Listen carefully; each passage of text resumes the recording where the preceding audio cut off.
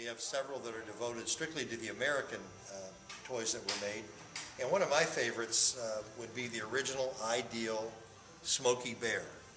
And I say Smokey Bear because Smokey the Bear was not the title or the name, but people say that. But Smokey Bear was a bear that was actually rescued in 1950 from a wildfire in New Mexico. And he was a small cub. He was cared for, raised, and he became the mascot for the forestry department in their drive across the country of prevent forest fires. So in this particular case, there's one of my other favorites, Hopalong Cassidy. When I was a little kid, I had my picture taken with Hopalong. But anyway, he is shown here with one of the first posters. And as I said, the bear that you see here with the little plastic hat and the rubber hands is the original ideal. It was the first toy that was licensed by the U.S. government to be made. One of the unique things is that if you look closely at the Smokey Bear, he's got rubber hands and rubber feet. The children would pull those hands and feet off very quickly. So the second one that came out was about the same looking bear, but he had no hands at all or feet. They were just cloth, and they lasted longer.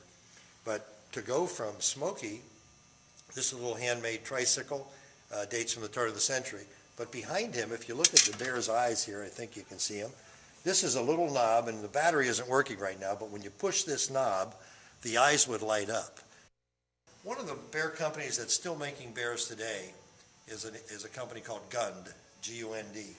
And these are the original Gund bears. Adolf Gund came to the United States in 1898, and they started making toys, but teddy bears didn't come along till about 1920. And what you're looking at right here would be a cinnamon, a gold, and then a deep gold. And one thing that they took pride in was the fact that they used the finest mohair made in the world. And beginning in the 20s, Gund surpassed companies like Ideal. Ideal went more into dolls. Gund became big, and then one other one which you may know called Knickerbocker. And I have some Knickerbocker bears in another case. But what you see right here are the original 1920s, 30s, and 40s Gund bears. And again, if you're interested in value, you know, these can be worth up to about $1,000 a piece. That may sound like a lot, but when they're Steiff bears or the German Bing bears, they go for many, many times that.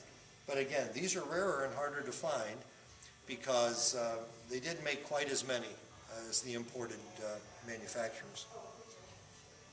And the final things I'll show you, this is an original children's oven, complete with the pots and the pans. These were made by a lot of people. This is an American-made stove. They were also made by Bing, the company we talked about before.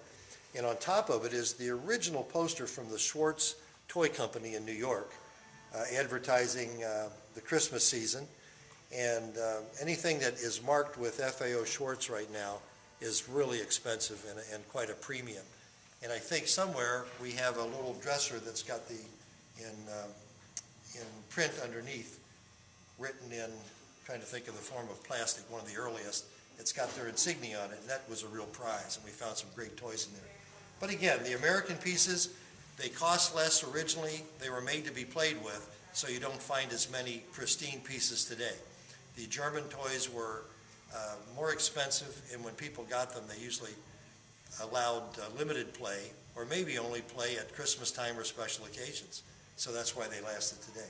But again, this is one of the many American cases. Stop by the museum and have one of the gals or guys help you and show you some more.